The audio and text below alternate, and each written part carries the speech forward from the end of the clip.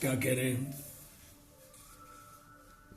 पंडित जी ने, देखो कितनी सरस बात की है कि परिणति है उसे क्या बदलना।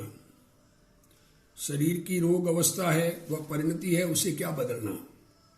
कुटुंब, स्त्री, लक्ष्मी, मकान आदि की परिणति है और तेरी परिणति भी है, वह सब व्यवस्थित हो रही है। उस समय अज्ञानी की रुचि अपने ज्ञाता स्वभाव पर नहीं है, अतः वह परिणति को बदलना चाहता है, परंतु न तो वह बदलती है और न इसका मिथ्यात्व भाव जाता है। शरीर की, परिवार की, पुस्तक की जो अवस्था जिस काल में जो होनी है वह होती है, उसे बदलने में कोई समर्थ नहीं है। फिर भी अज्ञानी उस अवस्था को बदलना चाहता है, वह मिथ्यात्व सहित क्रोध में वर्तता है। क्या कह रहे हो? अरे जगत के पदार्थों का परिणमन जैसा होना है वैसा होना है, हमारे करने से नहीं होता है। और जो परिणाम हो गए उसको हम क्या बदलेंगे, और जो नहीं है उसको जानते ही नहीं तो कैसे कैसे बनाएंगे।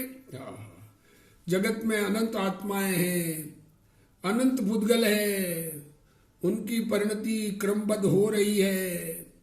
वे जिस प्रकार से परिणमित हो, वह अवस्था आत्मा को बुरी लगे तो वह आत्मा ज्ञाता है, यह नहीं समझा। परिणति जो हो जाए वो परिणति बुरी लगे तो आत्मा ज्ञाता है, यह नहीं समझता और उसे बदलना चाहता है। ऐसे भाव से अन्य चेतन अचेतन पदार्थों का बुरा करने की इच्छा तो करे, परंतु बुरा होना या नहीं होना उनके भविष्य के अधीन है। सामने वाले का बुरा होना तेरे अधीन नहीं है, उसका भला या बुरा होना वह उसके स्वयं के अधीन है। फिर भी मूर्ख जीव मेरे कारण होता है, ऐसा मानकर व्यर्थ ही क्रोधी हो रहा है। पर का परिणमन होना वह उसकी योग्यता के कारण है, वह कोई तेरे अधीन नहीं है। अज्ञानी मानता है कि पर की सुसभ्यता के कारण लड़के ने कोई खराब आदत नहीं है। अज्ञानी ये मानता है कि सुसभ्य लोगों के साथ रहा, अच्छी कंपनी रही, इसलिए खराब आदत नहीं है, परंतु ऐसा नहीं है क्योंकि उसकी परिणति उसके अधीन है, तेरे अधीन नहीं है। अनादि से अज्ञानी जानने देखने के स्वभाव वाले निज आत्मा की रुचि नहीं करता, परंतु पर की परिणति बदलना चाहता है और इससे हैरान हैरान हो रहा है। पुत्र को आज्ञा में रखना चाहे और वह पैसा खर्च करे और पढ़े नहीं तो उसके प्रति द्वेष होता है। और कदाचित वह संस्कारित हो तो भी वह तेरे अधीन या पैसे के अधीन नहीं। देखो, तुम चाहते नहीं कि पुत्र खराब निकले, खराब निकल जाए, वो पैसा खर्च करे, वो अपनारे अधीन नहीं है। और वो ठीक रहता है तो भी अपनी योग्यता से रहता है, तुम्हारे अधीन नहीं है। स्वयं की इच्छा अनुसार कार्य नहीं होता तो अरुचि करके दुखी होता है। इस प्रकार जीव क्रोध के कारण से मिथ्याचारित्र रूप परिणमता है। अब मान की बात करते हैं। तथा मान का उदय होने पर पदार्थ में अनिष्ट बना मानकर उसे नीचा करना चाहता है। किसी पदार्थ को अपने से नीचा देखना चाहता है, स्वयं ऊंचा होना चाहता है। मल, धूल आदि अचेतन पदार्थों में घृणा तथा निरादर आदि से उनकी हीनता और अपनी उच्चता चाहता है। तथा पुरुषादि सचेतन पदार्थों को झुकाना, अपने अधीन करना इत्यादि रूप से उनकी हीनता अपनी उच्चता चाहता है। तथा स्वयं लोक में जैसे उच्च दिखे वैसे श्रृंगार आदि करना तथा धन खर्च करना इत्यादि रूप से औरों को हीन दिखाकर स्वयं उच्च होना चाहता है। तथा अन्य कोई अपने से उच्च कार्य करे उसे किसी उपाय से नीचा दिखाता है, और स्वयं नीचा कार्य करे उसे उच्च दिखाता है। देखो क्या कहना चाहता है मान से। इस प्रकार मान से अपनी महंतता की इच्छा तो हो, महंतता होना भवितव्य अधीन है। मान का उदय होने पर अन्य पदार्थों के प्रति अनिष्टपना मानकर उन्हें नीचा करना और स्वयं ऊंचा होना चाहता है। देखो, किसी व्यक्ति को अब उसकी प्रेस्टीज डाउन होनी, मेरी प्रेस्टीज बढ़नी चाहिए, मेरी इज्जत बढ़नी चाहिए, मेरा नाम होना चाहिए, उसका नाम क्यों हो रहा है, परंतु ये इसके अधीन नहीं है। जो जीव सत्ता प्रिय प्रकृति वाला होता है, पावरफुल रहना, सत्ता प्रिय, राजा बना रहना, वह अन्य को हीन बताना चाहता है। वह पर वस्तु में अनिष्ट बना मानता है और अपना मान बढ़ाना चाहता है, अन्य को नीचा करना चाहता है। परंतु ये उसके अधीन नहीं है, उनके भवितव्य के अधीन है। मल मूत्रादि अचेतन पदार्थों में घृणा तथा निरादर आदि से उनकी हीनता और अपनी उच्चता चाहता है, परंतु कोई जड़ पदार्थ घृणा करने लायक नहीं है। क्या कह रहे, जड़ पदार्थ किसी में घृणा करने लायक नहीं है, फिर भी उनके प्रति निरादर करता है। वह मिथ्यात्व सहित मान कषाय करता है, उस मान के कारण अन्य का अपमान करता है। अरे वाह, मकान धूल मिट्टी वाला हो तो हम ऐसे मकान में नहीं रहेंगे, ऐसा कहकर अपनी मोटाई बड़ापना दिखाता है, बताता है, परंतु स्वयं को उच्चता मिलना और पर की हीनता होना वह आत्मा के अधीन नहीं है। इस प्रकार अचेतन की बात करके अब सचेतन पदार्थ की बात करते हैं। अन्य पुरुषादि सचेतन पदार्थों को अपने आगे झुकाना अथवा अपने अधीन करना चाहता है। स्वयं का भाई हो और कोई विवाद पड़ा हो तो पहले वह झुकने आवे ऐसा कहकर बड़ापना मानता है। क्या करे, परंतु बड़ा भाई तेरे अधीन नहीं है। क्या करे, अज्ञानी पर पदार्थों को इष्टनिष्ठ मानकर उन्हें बदलना चाहता है, ज्ञानी पदार्थों को इष्टनिष्ठ मानकर उन्हें परिणमाना नहीं चाहता। सास बहू को झुकाना चाहती है कि मैं बड़ी और ये छोटी है, इस प्रकार बड़प्पन मानकर उसे नीचा दिखाना चाहती है, परंतु वस्तुतः कोई ऊंचा नीचा है ही नहीं। बहू सास के प्रति झुके नहीं तो सास को दुख होता है, परंतु उसे खबर नहीं है कि मैं सास ही नहीं हूं, मैं तो आत्मा हूं।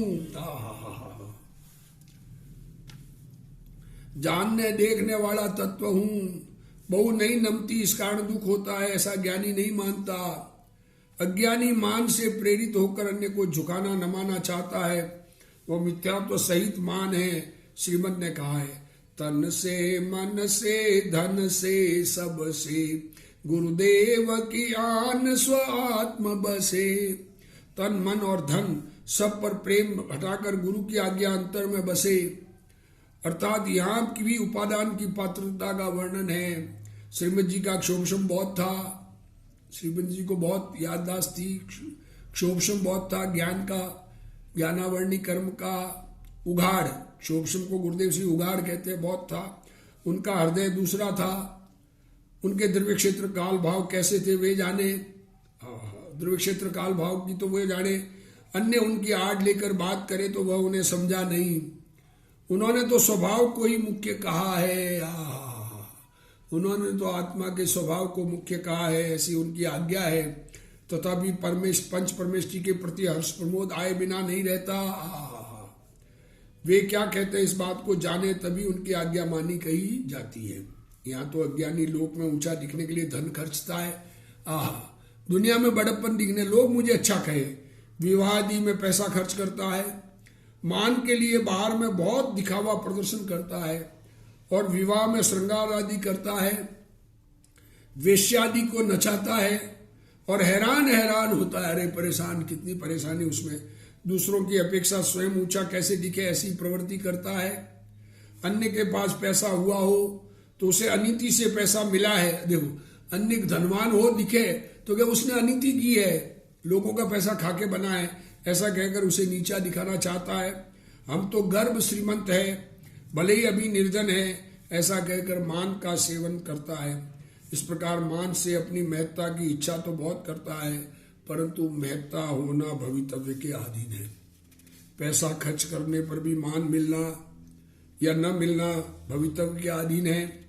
एक सेठ था, वह बहुत पैसा खर्च करता, परंतु समाज में उसकी महिमा या बखान नहीं होता था। दृष्टांत दिया है, धन बहुत खर्च करे पर समाज में इज्जत न मिले। एक बार उसने जाति भोज का आयोजन किया, उसमें मिठाई बनाई, अपने मान के लिए रात्रि में उठकर उसमें घी डालने गया।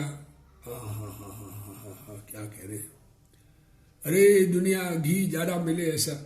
वहां रात्रि के अंधकार में घी के बदले अरंडी का तेल डल गया। सवेरे जाति के जीवने के समय देखने को निकला तो सब खराब मुंह करके बुरा बोल रहे थे। अतः मान होना आत्मा के अधीन नहीं है, फिर भी अज्ञानी अन्य को नीचा करके अपनी महत्ता चाहता है, यह मिथ्यात्व सहित मान है। इस प्रकार मान कसाय की बात करके अब माया कसाय की बात करते हैं।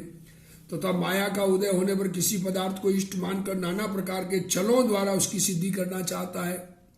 रत्न स्वर्णादिक अचेतन पदार्थों की तथा स्त्री दासी दासादि सचेतन पदार्थों की सिद्धि के अर्थ अनेक छल करता है। ठगने के अर्थ अपनी अनेक अवस्थाएं करता है तथा अन्य अचेतन सचेतन पदार्थों की अवस्था बदलता है इत्यादि रूप छल से अपना अभिप्राय सिद्ध करना चाहता है। इस प्रकार माया से इष्ट सिद्धि के अर्थ छल तो करे, परंतु इष्ट सिद्धि होना भवितव्याधीन है। माया का उदय होने पर किसी पदार्थ को इष्ट मानकर उसके अर्थ नाना प्रकार रूप छल प्रपंच से उस पदार्थ की सिद्धि करना चाहता है। यह माया की सामान्य व्याख्या हुई। अब विशेष प्रकार से वर्णन करते हैं। रत्न स्वर्णादि अचेतन पदार्थ तथा स्त्री दासी दास आदि सचेतन पदार्थों की सिद्धि के लिए अनेक छल प्रपंच करता है। सस्ते भाव से सोना चांदी मिलते हो तो कपट करता है और उसमें अपना चतुरपना मानता है। अरे अज्ञानी मानता है कपट किए बिना पैसा नहीं होता, परंतु पैसा पुण्य के बिना नहीं मिलता। इस बात की उसको खबर नहीं है। इस कारण वह अनेक प्रकार से छल कपट करता है, परंतु उनकी प्राप्ति होना इसके अधीन नहीं है। स्त्री आदि पदार्थों की प्राप्ति के लिए अविद्यमान को विद्यमान करके कपट करता है। बेटे की शादी करनी हो तो नकली से धंधा बताएंगे, असलियत में नौकरी करता हो। पुत्री की सगाई करना हो तो बड़ी के बदले छोटी को दिखाता है। बड़ी बहन खूबसूरत, पहले जमाने की बात है, आजकल तो सब पूरा देखते हैं। पहले के जमाने में थोड़ा सा देख लेते थे, तो अब छोटी के बड़ी के बदले छोटी को दिखा दिया और फिर शादी बड़ी की कर दी इत्यादि अनेक प्रकार से माया करता है। माल दूसरा बताता है और देता दूसरा है। इस प्रकार अज्ञानी पैसे की प्राप्ति के लिए छल करता है। वह कपट करके पर की अवस्था करना चाहता है। अतः मिथ्या दृष्टि है। किसी पदार्थ की पर्याय किसी के कारण से नहीं होती, फिर भी अज्ञानी जीव अन्य चेतन अचेतन पदार्थों की अवस्था अन्य को ठगने के लिए पलटाता है। इस प्रकार इष्ट सिद्धि के लिए नाना प्रकार के छल कपट का सेवन करता है, परंतु इष्ट की सिद्धि होना भवितव्य के अधीन है। अब लोभ कसाय की बात करते हैं। तथा लोभ के उदय से पदार्थों को इष्ट मानकर उसकी प्राप्ति चाहता है। वस्त्राभरण धन धान्य आदि अचेतन पदार्थों की तृष्णा होती है तथा स्त्री पुत्रादि चेतन पदार्थों की तृष्णा होती है तथा अपने को अन्य सचेतन अचेतन पदार्थों को कोई परिणमन होना इष्ट मानकर उन्हें उस परिणमन रूप परिणमित करना चाहता है। इस प्रकार लोभ से इष्ट प्राप्ति की इच्छा तो हो, परंतु इष्ट प्राप्ति होना भवितव्य के अधीन है। लोभ कषाय का उदय होने पर अन्य पदार्थों को इष्ट मानकर उनकी प्राप्ति करना चाहता है। वस्त्र आभरण धन धान्य आदि अचेतन पदार्थों तथा स्त्री पुत्रादि सचेतन पदार्थों की तृष्णा करता है। लक्ष्मी आदि के लिए लोभ करता है, धन कमाने के लिए, परंतु इन वस्तुओं का मिलना भवितव्य के अधीन है। फिर भी अज्ञानी मानता है कि मैं लोभ करता हूं तो ये वस्तुएं मिलती है। क्या मानते हैं? मैं इस प्रकार मेहनत करता हूं तो मुझे ये सब वस्तुएं मिलती है। बहुत मेहनत लगती है पदार्थों को उपलब्ध कराने में। ये मिथ्यात्व सहित लोभ कषाय है। अब थोड़ी सूक्ष्म बात करते हैं। अपना अथवा अन्य सचेतन अचेतन पदार्थों का कोई परिणमन होना इष्ट मानकर उन्हें उस प्रकार के परिणमन रूप परिणमाना चाहता है। खुद चाहता है कि ये बेटा ये पढ़ाई करे, इंजीनियरिंग करे, उसके लिए उसका प्रयत्न लागू हो जाता है। और वो न पढ़े तो मेरा परिणमन शुभ हो। देखो,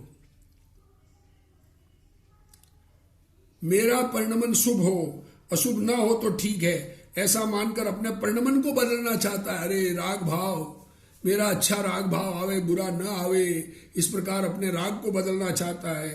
परंतु जड़ और चेतन समस्त पदार्थों की तथा अपनी पर्याय होती है, वे क्रमबद्ध होती है और मैं उनका जानने देखने वाला हूं। अरे मैं जानने देखने वाला भगवान, और ये कर्तृत्व बुद्धि के अहंकार में फंस गया, ऐसा नहीं मानता, ये जानने देखने वाला नहीं मानता। इस कारण वह मिथ्या दृष्टि लोभ कषाय वाला है।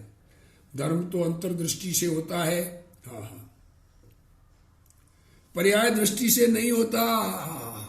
क्या क्या कहना चाह रहे? आत्मदृष्टि से शुद्धात्मा चैतन्य भगवान आत्मा ज्ञायक पिंड ध्रुव घन उसे अपना स्वरूप स्वीकार करके उस रूप अपने को मानना, उससे धर्म होता है। वह जो अवस्था होती है क्षोभशम की या कोई भी राग की, उसको देखने से धर्म नहीं होता। पर्याय दृष्टि तो मिथ्या दृष्टि है। मेरी पर्याय धर्म रूप हो ऐसी भावना अवश्य होती है, देखो, परंतु धर्म रूप पर्याय पर्याय में से नहीं होती। धर्म की पर्याय तो त्रिकाल ज्ञान स्वभावी आत्मा की रुचि करने से होती है। जिसको पर्याय ऐसी हो तो ठीक, ऐसा जोर वर्तता है, उसको स्वभाव दृष्टि का जोर नहीं है। वह मूढ़ जीव पर्याय की भावना करता है, उसे यहाँ मिथ्यात्व युक्त लोभ कहते हैं। त्यागी होकर भी ऐसे शिष्य हो तो ठीक, त्यागी हो जाए तो चेले इस प्रकार के हो तो ठीक, चेले अनुकूल हो तो ठीक, चेले धर्म में लगे ऐसा मानता है, वह सब मिथ्या अभिप्राय है। अतः यह बात मान्यता सच्ची करने की है। देखो, अपनी मान्यता ठीक करने के लिए कहा जा रहा है। कोई पर पदार्थ इष्ट या अनिष्ट नहीं है, और पर्याय में जो क्रोध आदि भाव होते वे मेरा स्वभाव नहीं है, मैं तो ज्ञाता हूं, ऐसी दृष्टि करना ही धर्म है। अज्ञानी पर में इष्ट अनिष्टपना मानकर पर को पड़माना चाहता है। दुनिया के पदार्थों को इष्ट अनिष्ट मानकर उनको बदलना चाहता है और अपनी पर्याय में फेरफार करना चाहता है, अपनी अवस्था में भी फेरफार करना चाहता है। वह पर्याय दृष्टि है, उसे आत्मा जानने देखने वाला है, इसकी खबर नहीं है। द्रव्य पर दृष्टि रखना वह धर्म का कर्तव्य है। हमारा कर्तव्य ये है कि हम अपने आप को द्रव्य स्वीकार करें, द्रव्य में एकत्व करें। वर्तमान पर्याय ध्रुव को अपना माने, पर्याय में ध्रुव अपना मानता है, तो मैं तो ध्रुव हूं, पर्याय को मेरी दृष्टि करना हो तो करे। रागादि रूप विकारी पर्याय का ज्ञान होता है, परंतु उसका आश्रय करने योग्य नहीं है। देखो, ज्ञान होता है कि ये राग हो रहा है, ये वीतरागता हो रही है, ये शुभ भाव हो रहा है, ये अशुभ भाव हो रहा है, ये ज्ञान होता है, पर उसको बदला नहीं जा सकता। अपने आप को ध्रुव चैतन्य भगवान स्वीकार करना, अपने आप को ध्रुव चैतन्य भगवान कह दिया तो किसी को बदलने की दृष्टि नहीं रहेगी। अज्ञानी धर्म के लिए जल समाधि लेता है और मानता है कि जल समाधि करने से मोक्ष हुए बिना नहीं रहता, ऐसा मानता है खोटा। तो मानता है कि एक बार मोक्ष के लिए रुदन करे तो मोक्ष मिलता है। क्या कह रहे, मोक्ष के लिए रो दे तो मोक्ष मिलता है। तो दिन में यदि पाप किए और रात्रि में आंसू बहावे तो पाप का नाश होता है। अरे यार, दिन में पाप करके रात में रोवे तो पाप नाश हो जाता है। ये सब मिथ्या कल्पना है। पति की प्राप्ति के लिए स्त्रियां सती होती है, ये सब अज्ञानता है। इस प्रकार के सभी अभिप्राय वाले पर को इष्ट मानकर बदलना चाहता है, परंतु उनका परिणमन अपने अधीन नहीं है। तथा अपनी जो पर्याय हो रही है, अज्ञानी उसमें फेरफार चाहता है, परंतु वह पर्याय तो क्रमबद्ध होती है, उसे बदला नहीं जा सकता। यह बात समझने योग्य है। आत्मा ज्ञान स्वभावी है, उसे भूलकर पर में और पर्याय में अहम बुद्धि करके संसार अवस्था में अज्ञानी अनादि से क्रोधादि भाव कर रहा है। वह आत्मा को भूलकर अपनी और पर की परिणति को बदलना चाहता है। यही मिथ्या चारित्र रूप लोभ है। क्या कह रहे, जगत के पदार्थों को बदलने का भाव। अरे मेरे धन आ जाए, धन नहीं हो तो मकान है तो मकान का ये परिवर्तन हो जाए, इस प्रकार ऐसे इसको ठीक करूं। अरे इस प्रकार अज्ञानी लोभ तो करता है, परंतु पर की प्राप्ति होना तो भवितव्य के अधीन है। इस प्रकार आत्मा क्रोधादि कषाय के उदय से परिणमित हो जाता है। जब आत्मा स्वयं क्रोधादि रूप परिणमता है, उसमें कर्म निमित्त है। पर का बुरा होना या नहीं होना वह तो भवितव्य के अधीन है। मान मिलना भवितव्य के अधीन है। इष्ट की सिद्धि होना भी भवितव्य के अधीन है। इस प्रकार चारों कषायों की बात हुई। ये चारों कषाय चार प्रकार की होती है। चारों कषाय क्रोध मान माया लोभ सब कैसी होती है? एक अनंतानुबंधी, एक अप्रत्याख्यानावरण, एक प्रत्याख्यानावरण और संज्वलन, ये 4 प्रकार की होती है। 4 पहले अभाव करने का ये क्रम है कि पहले अनंतानुबंधी मिटती है, फिर अप्रत्याख्यान मिटती है, फिर प्रत्याख्यान मिटती है और फिर संज्वलन मिटती है। वहां जिनका उदय होने पर आत्मा को सम्यक्त्व न हो, स्वरूपाचरण चारित्र न हो सके, वे अनंतानुबंधी कसाय है। जिनका उदय होने पर देश चारित्र नहीं होता, इसलिए किंचित त्याग भी नहीं हो सकता, वे अप्रत्याख्यानावरण कसाय है। जिस कसाय का उदय होने पर थोड़ा भी त्याग नहीं हो सकता, वो अप्रत्याख्यानावरण कसाय है। और जिनका उदय होने पर मिथ्यात्व हो, आत्मा ही नहीं समझ में आवे, मिथ्यात्व सहित कसाय अनंतानुबंधी है। जिनका उदय होने पर सकल चारित्र नहीं होता, इसलिए सर्व का त्याग नहीं हो सकता, पूर्ण त्याग नहीं हो सकता, वे प्रत्याख्यानावरण कसाय है। तनका जिनका उदय होने पर सकल चारित्र में दोष उत्पन्न होते रहते हैं, इसलिए यथाख्यात चारित्र नहीं हो सकता, वे संज्वलन कसाय है। जलता, थोड़ा बहुत अंदर में जलन होती है। जिस कसाय के उदय से आत्मा को सम्यक्त्व और स्वरूपाचरण चारित्र नहीं हो सकता, वह अनंतानुबंधी कसाय है। आत्मा कसाय रूप परिणमित होता है, उसमें कर्म निमित्त मात्र है। कर्म के कारण कसाय नहीं होती। ज्ञाता स्वभाव की अरुचि और पुण्य पाप की रुचि सम्यक्त्व को रोकती है। आत्मा की प्रतीति ना हो और उसके साथ अनंतानुबंधी कसाय होती है और उससे स्वरूपाचरण चारित्र नहीं होता। जब आत्मा में सम्यक दर्शन होता है तब स्वरूपाचरण चारित्र होता है। सम्यक दर्शन हो तब स्वरूपाचरण चारित्र हो, उसके द्वारा आंशिक शांति होती है। ऐसी शांति जिसे प्रकट ना हो उसे अनंतानुबंधी कसाय कहते हैं। क्या कह रहे हैं? आत्मा की प्रतीति, आत्मा का अनुभव, आत्मा की समझ ना हो, उसके साथ जो क्रोध मान माया लोभ है वो अनंतानुबंधी कसाय है। अपने स्वरूप को प्राप्त नहीं करने से स्वरूप में आचरण नहीं हो सकता। इसका नाम सम्यक दर्शन है। स्वरूप को प्राप्त करना, वो सम्यक दर्शन और स्वरूपाचरण, अपने स्वरूप को प्राप्ति नहीं किया तो उसमें आचरण कैसे करेगा? इसलिए थोड़ी भी शांति जिसको नहीं है उसे अनंतानुबंधी कसाय कहते हैं। और दूसरा, जिस कसाय के उदय से आत्मा को देश चारित्र प्राप्त न हो, थोड़ा भी त्याग न हो, तथा जिससे किंचित भी त्याग न हो सके, वह अप्रत्याख्यानावरण कसाय है। 5वें गुणस्थान में आत्मा की शांति अकसाय भाव बढ़ता है। यदि आत्मा में आंशिक स्थिरता नहीं दिखती हो तो उसे अप्रत्याख्यानावरण का निमित्त विद्यमान है। अब ये बाहर से त्याग की बात नहीं है। बाहर से त्याग तो मुनिव्रत धार अनंत बार ग्रेवे को उपजायो, उसकी बात नहीं कह रहे हैं। अंतर आत्मा में कसाय शक्ति का अभाव, जिससे ये त्याग बन सके, आंशिक त्याग बन सके, तो अप्रत्याख्यानावरण कसाय का अभाव हुआ। अप्रत्याख्यानावरण कसाय होने पर सम्यक दृष्टि के भी त्याग नहीं बन सकता। अब जिस कसाय के निमित्त से सकल चारित्र न हो, मुनिपड़ा न हो, जिसके कारण सर्व त्याग नहीं बन सके, वह प्रत्याख्यानावरण कसाय है। आत्मा के अवलंबन से अंतर में विशेष शांति प्रकट होकर 6वां 7वां गुणस्थान नहीं प्रकटे। थोड़ा सा त्याग हो, जिसके आंशिक भी स्थिरता नहीं हो, उसके अप्रत्याख्यानावरण का उदय है, ये बात कही है। और जिसके थोड़ा सा त्याग हो पर पूरा मुनिपना न ले सके, उसके प्रत्याख्यानावरण कसाय है। 6वां 7वां गुणस्थान नहीं प्रकटे, मुनिपना नहीं आवे अंदर में, उसमें प्रत्याख्यानावरण निमित्त है। नग्न दिगंबर मुनिपना प्रकट नहीं होने में यह तीसरी कसाय निमित्त है। आत्मा के भान सहित अंतर्लीनता पूर्वक मुनि दशा होती है, जिसे वह नहीं, उसे प्रत्याख्यानावरण कसाय निमित्त है। और अब मुनि तो बन गए पर यथाख्यात चारित्र का संपूर्ण कसाय रहित नहीं हो पाते, वो संजुलन।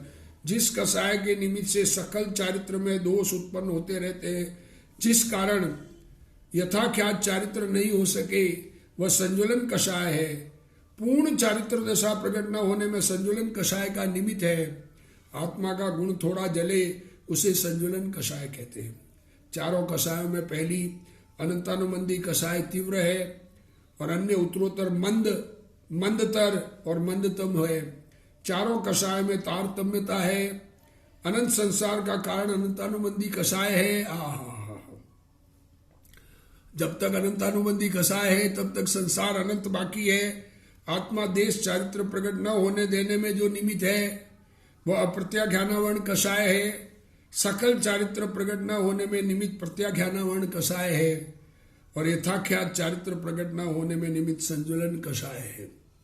इस प्रकार ये चारों ही कषाय आत्मा के गुणों के घात करने में निमित्त है। ये चार कषाय क्रोध मान माया लोभ अनंतानुबंधी अप्रत्याख्यान प्रत्याख्यान और संजुलन, इस प्रकार ये 16 कषाय होगी। वैसे 4 कषाय में क्रोध मान माया लोभ और उसमें अनंतानुबंधी अप्रत्याख्यान प्रत्याख्यान और संजुलन, ये 16 कषाय होती है।